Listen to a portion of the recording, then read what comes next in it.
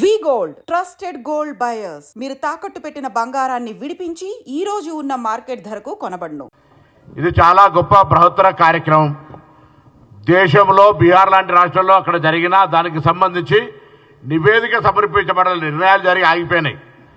ఇలా తెలంగాణ రాష్ట్ర ప్రభుత్వం ఒక సంవత్సరంలో నిర్ణయం తీసుకొని నివేదికను సమర్పించిన సందర్భంగా ఈ ప్రెస్ కాన్ఫరెన్స్ ఎవరో విమర్శ చేస్తున్న టీఆర్ఎస్ పార్టీ నాయకత్వం కోసం చేస్తున్న ప్రెస్ కాన్ఫరెన్స్ కాదు. మా బిడ్డలైనా మా భాగస్వాములైనా మా హక్కు కోసం గతం నుంచి పోరాడిన బీసీ సంఘాలు కూడా తప్పుదారిన పడతా ఉన్నాయి. వాస్తవం ఇది జరిగింది. అందులో భాగస్వాములం మేము శాసనసభ్యులుగా మంత్రులుగా ప్రభుత్వంలో ఉన్న వాళ్ళం. దయచేసి బలహీన వర్గాలకు సంబంధించి ఒక రోడ్ మ్యాప్ తయారైతా ఉంది. వేరే వాళ్ళు చేసేటువంటి ట్రాప్లో పడకండి. ఏదైనా ఉంటే మేము మీలాంటి బీసీ బిడ్డలమే ఉద్యమకారులమే రండి, కానీ అనవసరంగా వాళ్ళ ట్రాప్లో పడి ఇలా రోడ్ మ్యాప్ జరుగుతుంది దేశంలో. ఇది ఒక రోల్ మోడల్. ఇలా బలహీన వర్గాలకు సంబంధించి ఒక మ్యాప్ జరుగుతూ ఉంది. ఒకవేళ ఏదైనా పొరపాటు ఉంటే సరి చేస్తాం, బాధ్యతగా సరి చేస్తాం. ఇందులో ఎవరికి ఏమి హిడెన్ ఎజెండా లేదు, ఎవరికి అన్యాయం చేయాలని ఆలోచన ఉంటే సర్వేనే చేయకపోదు. బరాబర్గా కాంగ్రెస్ పార్టీ ప్రజాస్వామిక పార్టీ, బలహీన వర్గాల పార్టీ. ఈ పార్టీకి సంబంధించి ఒక ఆలోచన ఇవాళ దేశంలో ఉన్న IIIT IITల రిజర్వేషన్లతో సహా మండల్ కమిషన్ అమలు చేయడానికి సంబంధించి అనేక రకాలుగా చారిత్రాత్మక నిర్ణయాలు బలహీన వర్గాల కొరకు తీసుకున్నది కాంగ్రెస్ పార్టీ. ఇవాళనే బీసీ సంఘాల నాయకులను మేధావులందరినీ అడుగుతా ఉన్న, దయచేసి ఏం పొరపాటు జరిగింది ఇందులో? ఎవడో లెక్కలు కాకి లెక్కలు అధికారికంగా లేని లెక్కలు ఇచ్చి దానికి దీనికి తక్కువైందంటే మాట్లాడతారు. రండి, అదే అధికారులను ప్రభుత్వం తరఫున మిమ్మల్ని ఆహ్వానిస్తా ఉన్నాం. ప్రజెంటేషన్ ఇప్పిస్తాం, జరిగిన ప్రక్రియ మొత్తం వివరిస్తాం. మీరు ప్రత్యక్ష సాక్షులు.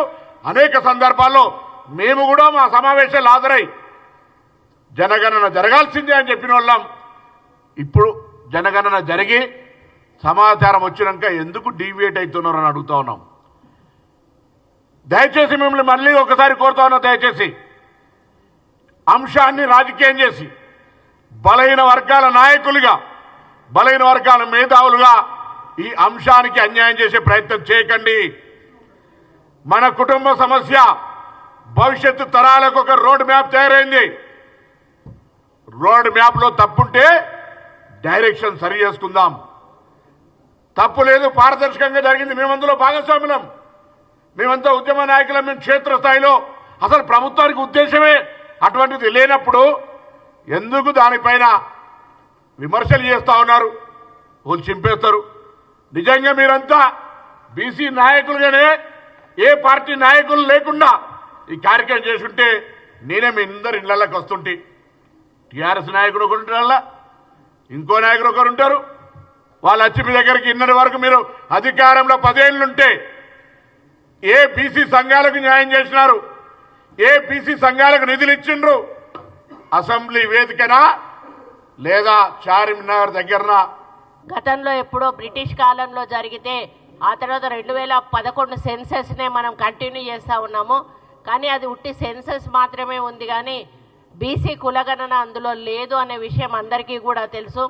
మరి రాను రాను బీసీల పర్సంటేజ్ పెరుగుతూ ఉన్నా కూడా బీసీలకు సామాజిక న్యాయం, ఆర్థిక న్యాయం, ఉద్యోగ, విద్య, ఇతర రంగాల్లో సరి అయిన న్యాయం జరగడం లేదు అనేటువంటి ఒక ఆలోచనతోటి రాహుల్ గాంధీ గారు తప్పకుండా బీసీ కులగణన జరిగి అందరికీ కూడా సమానంగా అన్ని హక్కులు పొందే విధంగా మనం ఇక్కడి నుంచి నిర్ణయాలు తీసుకోవాలని వారు కోరడం జరిగింది.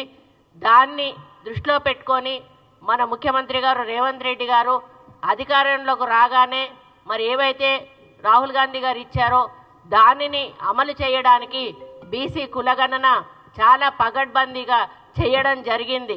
మరి దాన్ని ఈరోజు మేము ఒక రిపోర్ట్ రూపంలో అసెంబ్లీలో పెట్టి మరి స్టేట్మెంట్ రూపంలో దాన్ని వాళ్లకు డిస్కషన్కు పెడితే, డిస్కషన్ కూడా స్టేట్మెంట్ అంటే వినాలి, అయినా కూడా డిస్కషన్కు కూడా పెట్టాం. డిస్కషన్కు పెట్టినప్పుడు వాళ్ళు ఏమైనా తప్పులుంటే చెప్పాలి, సలహాలుంటే ఇవ్వాలి, ఏమైనా సూచనలుంటే చెయ్యాలి. అంతేగాని పూర్తిగా ఏమీ మాట్లాడకుండా ఇది ఒక పనికిరాని కాగితం, ఇది అసలు దీని సరి అయిన పద్ధతిలో జరగనే లేదు, ఈ కులగణన మొత్తానికి కూడా తప్పు, దీన్ని అసలు మేము ఎక్కడా కూడా ఆమోదించము అని చెప్పి వాళ్ళు బాయ్కాట్ చేసి పోవడం ఏదైతే ఉందో బీసీల మీద వాళ్లకు ఎటువంటి ప్రేమ ఉందో అర్థమవుతా ఉంది. ఈరోజు మేము చేసినటువంటి ఈ సర్వేను అమలు చేస్తే మేమిస్తే చచ్చుకుంటా వాళ్ళు కూడా అంత పర్సంటేజు బీసీలకు ఇవ్వాల్సి వస్తుందనేటువంటి ఒక భయంతో దీన్ని పక్కకు పెట్టి మేము బాయ్కాట్ చేస్తూ ఉన్నాము. మా సమగ్ర కుటుంబ సర్వే కరెక్ట్ ఉంది, ఇది తప్పు ఉంది అని చెప్పి మాట్లాడుతూ ఉన్నారు. ఇప్పుడే ప్రభాకర్ అన్నట్టు మేము ఈరోజు రిపోర్ట్ వెంటనే బయట పెట్టాము, మేము చేసిన రిపోర్టు స్టేట్మెంట్ ద్వారా.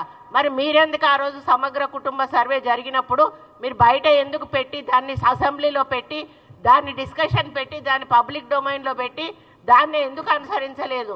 మీరు స్కూళ్ళు ఎడ్యుకేషన్ అడ్మిషన్స్ ఇచ్చారా, ఉద్యోగ అవకాశాలు ఇచ్చారా, లేకపోతే వాళ్ళకు లోన్స్ ఇచ్చారా? మరి ఈ విధంగా బీసీలకు రావాల్సిన హక్కులేమన్నా మీరు సమగ్ర కుటుంబ సర్వే జరిపించి ఇచ్చిన సందర్భం ఏమైనా ఉందా అని చెప్పి ఈ సందర్భంగా నేను అడుగుతా ఉన్నాను.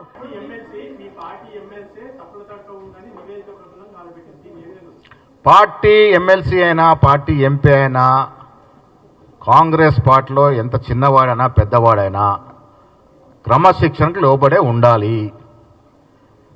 క్రమశిక్షణ తప్పినప్పుడు ఏం చేయాలో కమిషన్ కమిటీ చూసుకుంటుంది. మేము గట్టిగా చెప్తా ఉన్నాము, ఇది అధికారిక శాస్త్రీయబద్ధంగా జరిగిన సర్వే. నేను ఈ రాష్ట్రంలో ఉన్న బీసీ సంఘాలకి బీసీ నాయకులకు చెప్తా ఉన్నాను, రాజకీయ నాయకులు ఉచ్చులో పడొద్దు మీరు. ఇది మొదటిసారిగా కాంగ్రెస్ పార్టీ సాహసోపేతంగా తీసుకున్న నిర్ణయం. ఇది మన జనాభా శాతం అధికారికంగా వ్యక్తపరిచిన సందర్భం ఇది. దీన్ని సద్వినియోగం చేసుకోవాల్సింది పోయి అసలు ఏమీ ఇయ్యలేని రాజకీయ పార్టీలు, ఇన్నాళ్ళు బీసీని అనగదొక్కిన రాజకీయ పార్టీలు, బీసీలంటే పడక బీసీని సర్వనాశనం చేసినటువంటి రాజకీయ నాయకులు మాట్లాడుతూ ఉంటే మీరు ఆ ఉచ్చులో పడొద్దని విజ్ఞప్తి చేస్తూ ఉన్నాను. పొంతలనేని సంఖ్యలు తీసుకొచ్చి మాట్లాడుతూ ఉన్నారు. ఏ ఆధారంగా మాట్లాడుతూ ఉన్నారు మీరు? ఏముంది మీ దగ్గర ఆధారం? మా దగ్గర ఆధారాలు ఉన్నాయి. స్పష్టంగా జాగ్రత్తగా దాదాపు 1,00,000 మంది పైగా ఎమ్యూనినేటర్స్తో రోజుకు 8 నుంచి 10 ఇళ్ళు మాత్రమే సర్వే చేసి పకడ్బందీగా ఈ వాస్తవాల్ని పొందుపరచడం జరిగింది. ఏవో మాటలు చెప్పి దీన్ని నీరుగార్చే ప్రయత్నం ఏదైతే చేస్తూ ఉన్నారో దీన్ని మేము ఖండిస్తూ ఉన్నాం. ఇదివరకు ఎడారిలో ఉన్నాం మనం. బిందెడు నీళ్లు దొరికితే జాగ్రత్తగా కాపాడుకుంటూ పోయి దాన్ని తలదన్నే విధంగా వివరించకూడదని నేను మా బీసీ మిత్రులకు విజ్ఞప్తి చేస్తూ ఉన్నాను. ఇది ఒక చక్కటి అవకాశం. ఇది రాహుల్ గాంధీ గారి పుణ్యమాని వచ్చినటువంటి అవకాశం. కొన్ని వాస్తవాలు గ్రహించుకోవాలి. రాహుల్ గాంధీ చాలా సీరియస్గా ఈ అంశాన్ని తీసుకొని గత సంవత్సరంన్నర కాలంగా దీన్ని వకాలత చేస్తుంటే ఉత్పన్నమైనటువంటి ఆలోచన. ఇలా అగ్రవర్ణానికి చెందిన ఒక ముఖ్యమంత్రి రాష్ట్రంలో రాహుల్ గాంధీ గారి ఆదేశాన్ని పాటిస్తూ పకడ్బందీగా దాన్ని సర్వే రూపంలో తీసుకురావడం జరిగింది. ఇవాళ ప్రతి బీసీ బిడ్డ దీన్ని స్వాగతించాలి, ఆహ్వానించాలి. తప్పుడు మాటలతో తప్పుదో పట్టించే ప్రయత్నం ఏదైతే ప్రతిపక్షాలు చేస్తూ ఉన్నాయో వారికి మీ ద్వారా నేను సవాలు విసురుతా ఉన్నాను. మీ దగ్గరున్న ఆధారం ఏమిటి? అసలు లెక్క ఏంటి మీ దగ్గర ఉన్నది? పత్రాలకు సంబంధించి మీ పార్టీ ఎమ్మెల్సీ అంటే నిప్పు పెట్టిన పరిస్థితి కనపడుతుంది. చెత్తబుట్టలో ఇది జానారెడ్డి సంబంధించిన ఇది సర్వే అని చెప్పేసి కూడా మాట్లాడుతున్నారు. నిజంగా ఎంత దుర్మార్గంగా మాట్లాడుతున్నారంటే, ఇప్పటి వరకు దేశంలో బీసీ కులగణన 1931 తర్వాత ఏది సోషియో ఎకనామిక్ సంబంధించి బ్రిటిష్ కాలంలోనే జరిగింది. ఆ తర్వాత అఫీషియల్గా అథెంటిక్గా ఉన్న కులగణన ఏదైనా జరిగిందంటే ఇప్పుడే జరిగింది. అది ఇల్లు పోయి సర్వే చేసిర్రు. మరి గవర్నమెంట్ అధికారులను పంపించి సర్వేలు చేయించడం ఏడ తగ్గింది. ఇక మా పార్టీ కాదా ఆయన డిసైడ్ చేసుకోవాలి. ఇప్పుడు నా బాధ ఎందుకంటే నేను కూడా మల్లన్న కోసం చాలా కష్టపడ్డాం, పనిచేసినాం. పార్టీలో మాట్లాడాలనుకున్నప్పుడు పార్టీ లైన్లో ఉండాలి, లేదా మీకు డౌట్స్ ఉంటే ఇది ఎట్లా చేసినామని ఆయనను కూడా 2-3 మీటింగ్లో పిలిచినాం. నేనే కదా పంచాయతీరాజ్ శాఖ మినిస్టర్గా ఉన్నప్పుడు కూడా ఉండిగా ఆయనను కూడా 2-3 మీటింగ్లకు వచ్చిండు.